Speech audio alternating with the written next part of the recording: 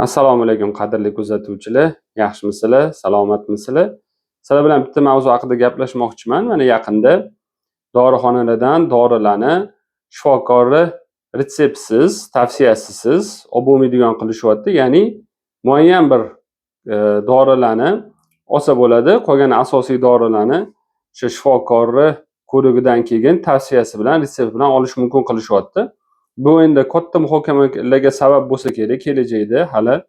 Chunki ayrimlar aytyaptiki, bu yaxshi bo'ldi deyapti. Yana bir ayrimlar buni orqasidan ovoragarchiliklar ko'payadi, doktorga borish kerak, o'chirib bo'ladi va hokazo deyapti. Chunki hammasi elektronlik bo'lyapti hozirgi kunda. Yana bir toifalar aytyaptiki, endi buni orqasidan xalq tilida aytganda soqqa qilishadi, boshqa qilishadi deyishyapti va hokazo. Lekin men bunga o'zim fikrimni aytamanki, biz umuman o'zbeklar hozirgi kunda doriga o'tirib qolganmiz. Total ravishda dunyoda hozir IT shaharchalar, innovatsion shaharchalar qurilayotgan bir paytda bizda mana Toshmiyda, yangi Toshmiyda dori shaharchasi bor. Kirsangiz hayron qolasiz, bunaqa ko'p aptekalarni bitta joyini o'zida bir 3-4 ta filialli aptekalargacha bor. Endi buni misol uchun o'sha Turkiyaga o'xshab butun dunyo kelib, kiyim-kechak olganidek, agar butun dunyo kelib bizdan dori olib ketayotganda bunaqa shaharchani to'g'ri qabul qilsa bo'lardi. Lekin shu Toshkentning o'ziga, O'zbekistonning o'ziga mo'ljallangan shu shaharchada hamma dori oladi. Bundan tashqari bilasizlar, ko'cha-kuyda aptekalarni qanaqa tiqilayotganini. Shuning uchun men o'ylaymanki, biz qachondir doridan qutulishimiz kerak. Ya'ni nima deydi? Doriga bo'lgan qaramlikdan. Chunki arzimagan bir shamollashlarga ham odamlar chopib borib aptekadan o'sha azimakka olib ichishadi, tez tuzalib ketasan deyishadi. Vaholanki uni o'zi qimmatligi ikkinchi masala dorilarni. Eng asosiysi u sog'liqqa qanaqa zarar qiladi, qanchalik ta'siri bor o'ylab ham o'tirishmaydi.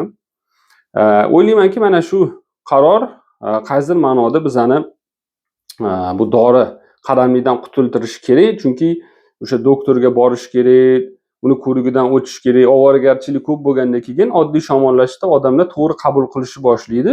Chunki o'sha eskilarning gapi bor, bilsanglar, shamollagan odam 7 kunda tuzalishi kerak, dori ichsa 1 haftada tuzaladi deydi. Endi shunga odamlar bu narsalarga endi normal qarashni boshlashadi va juda ham muhim bo'lmagan, juda ham og'ir bo'lmagan holatlarda dorini borib yugurib olishmaydi. Endi xronический kasali bor, og'ir kasallar u tabiiyki o'sha shifokori ko'rigidan keyin tavsiyasi bilan, retsepti bilan dorilarni olib iste'mol qilaverishadi. Lekin oddiy odamlar bunga normal qarashni boshlashadi. Chunki o'ylaymanki, dunyoning hech qaysi bitta davlatida doriga bo'lgan qaramlik, ya'ni aptekalarning bunaqa soni bizchalik emas. Ya'ni bu uzoq davom etishi kerak emasdi.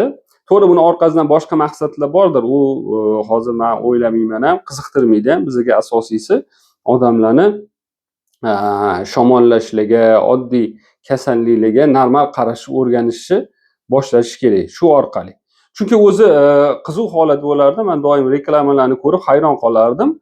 Nimaga bizda dorini bunaqa ochiq ommaga reklama qilishadi? Agar dorini o'zi iste'moli shifokori tavsiyasi bilan bo'lsa, nimaga ommaga berishyapti? Nima odamlar borib shu dorini reklamasini ko'rib, o'zida biron bir asoratlarni, alomatlarni ko'rib, o'ziga o'zi tashxis qo'yib, borib farmatsevtdan, aptekadan dori olsa bo'ladimi? Agar shunaqa bo'lsa, unda shifokori bizga nima kerak bor? Demak, bizani farmatsevtlar davolayotgan ekan degan fikr tug'ilardi.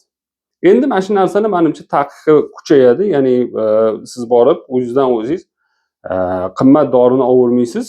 Misol uchun mana odamlarda sal o'tib ketib og'risa, og'riq qoldiradigan dori ichaverishadi. Vaholanki buni o'zi nimaligini yaxshi tushunishmaydi. Chunki o'zi og'riq qoldiradigan dorilarning tarixini aytib beraman hozir shu yerda. Shundan keyin og'riq qoldiradigan dorilarga ham bo'lgan munosabatingiz balki o'zgarar. O'sha Vyetnam urushida amerikaliklar o'sha baralginlarni qo'llashni boshlaydi. Lekin buni asorati qattiq bo'ladi. Misol uchun odamning jigarini quritadigan bo'ladi. Lekin aytishadiki, og'ir jarohatdagi askar jangga davom ettirish uchun og'riq his qilish kerak emas deydi. Endi jigari qurib qolsa, u baribir o'sha jangda ko'p ehtimol bilan o'lib ketadi. Uni jigarini ahamiyati yo'q deydi. To'g'ri, endi hozirgi rivojlangan holatda buni ehtimolini kamaytirishgan, jigarlarga, boshqa organlarga ta'sirini, lekin o'sha dorilarni baribir umumiy nojo'ya ta'sirini hamma biladi. O'ylaymanki, bu qarorni oqibatida biza o'sha muayyan bir ravishda o'tirib qolgan qaramlikdan qutulib ketamiz va kasalliklarga normal qarashni boshlaymiz. Shunda inshaalloh biza pulimizni ham, sog'lig'imizni ham tejashni, ya'ni himoya qilishni o'rganamiz. Salomat bo'linglar. O'zimning fikrim bu.